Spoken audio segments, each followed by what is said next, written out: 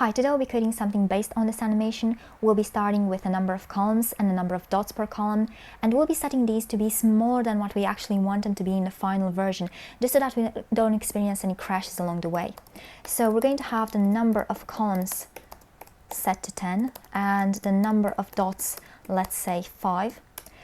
So the total number of dots is going to be the number of columns times the number of dots per column. Everything is going to be within the body where we're going to have a loop. So while n gets decremented and is still positive, we create our dot elements. And here, in a style attribute on the body, we'll be passing that number of columns and that number of dots to the CSS as custom properties. So we're going to have the number of columns set to that, and we're going to copy paste this. So copy paste, and we're going to tweak this so that we have the number of dots, not dolls.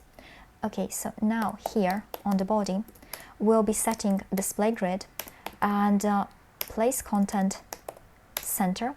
We're going to set a radius for our dots, let's say something like 5 pixels, and then on our dot elements we'll be setting a padding to that radius, and of course background, because otherwise we won't be seeing anything, and border radius 50%, just so that we see them as dots, see where one ends and the next one begins. Okay, but we want them on columns, not just one under the other. So to get that, we're going to need to set a few things in a style element right here. So we're going to have a for loop, so for let I going from 0 all the way up to the number of columns. Increment this I, and at every step we're going to have dot nth of type, and we're using nth of type instead of nth child because style is a sibling of the dots and it comes before them, so that messes up nth child. So here we're going to have n plus all the dots on the previous columns, so that's going to be the number of dots per column times I, which is the index of the current column, plus 1, because the nth of type index is 1 based as opposed to the loop index, which is 0 based. And here we'll be setting the column index to the loop index. And let's also set the dot index per column. So that's going to be, it's going to go up to the number of dots. So we're going to take that out of there, and we're going to have every n dots, right? And this is going to be the dot index. Okay, now let's maximize the CSS because we won't be writing anything else from now on. Here we'll be setting grid area, and everything is going to be on one first row, and for the column we're going to have calc 1 plus that column index. Okay, so having done this, we see our columns. Let's also set a grid gap. So grid gap, let's also set it to the radius. Okay, this only looks in the middle horizontally, and that's because the body at this point still takes the height of its content. So it's in the middle of the body, but you know, the height of the body is determined by the height of the dots. So we're going to need to set an explicit height right here. So set it to the viewport height. This gives us that ugly scroll bar, and that's caused by a margin. So if we zero the margin, we get rid of the scroll bar. Okay, nice. Having done this, we're going to set a translate transform. So let's compute the translation amount, and let's say it's going to be calc, and we're going to use that index per column times minus half a pixel, so something like that. And here we're going to have transform translate, and we're going to use that x value. Okay, it's going to become a bit more obvious if we use 1.5. You can see it better now. And of course, if we are going to set here value, so let's say it's going to be HSL, and here we're going to have calc Actually, let's compute this separately, like a sort of a progress. So, as I said, this is going to be a calc, and it's going to be that index over the number of dots per column. So here we're going to use that k times 360, and we're going to max out the saturation, and let's say lightness, I don't know, something like that. Okay, now you can see it, and it's going to be more visible if we set a really dark background. I don't know if quite black is, yeah, let's leave it black. And make it even more interesting, we can set mix blend mode to screen. Okay, so it is starting to look like something. Let's just make it 0.5 pixels. Okay, now we're going to set a second translation value, and this is also going to depend on the column, not just on the index. Actually, it's going to depend on the index when we animate more, but yeah, until we get to that, let's compute here a middle index for the columns. And this is basically going to be the average between the first column index, which is 0, and the last one, which is the number of columns minus 1. So the average between those is going to be their sum divided by 2, or multiplied with 0.5. Same thing.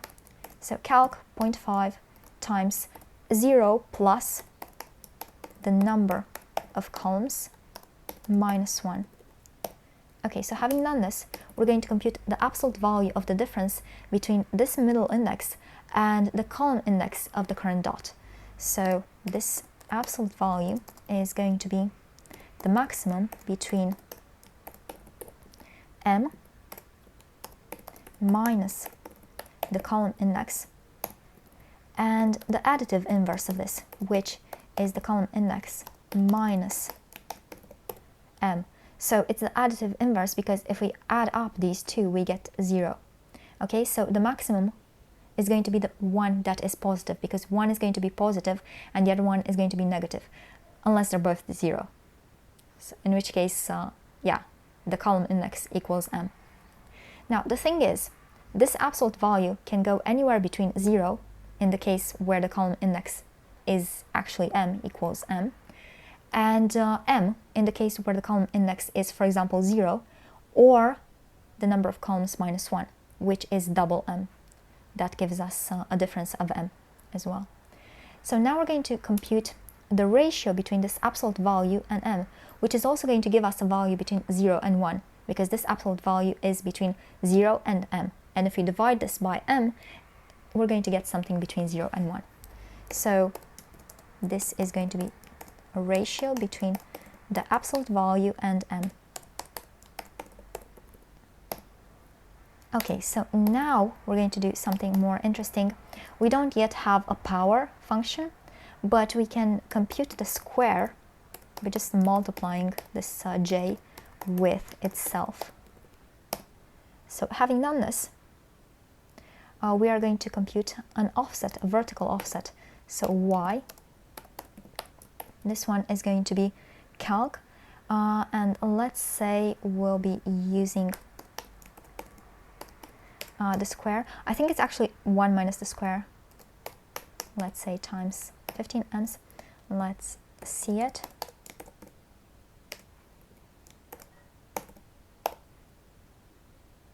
Yeah, it's going to be 1 minus the square.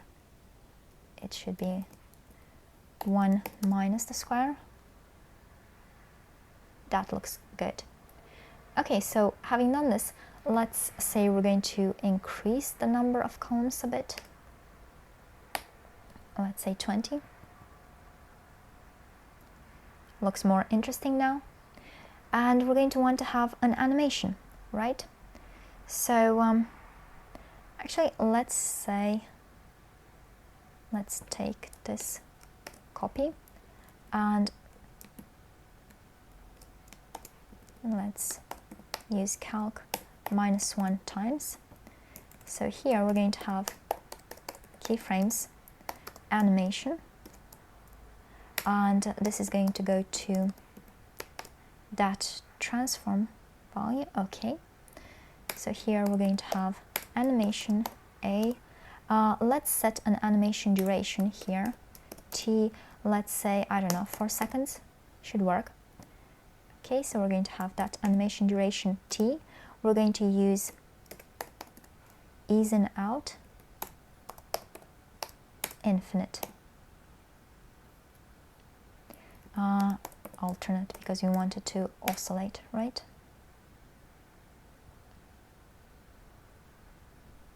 Okay, it's starting to look like something.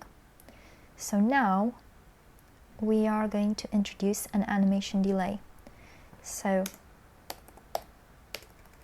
actually we can just introduce it here. So we're going to have calc, and let's say that this is going to be that square minus k times minus the animation duration. Let's see it.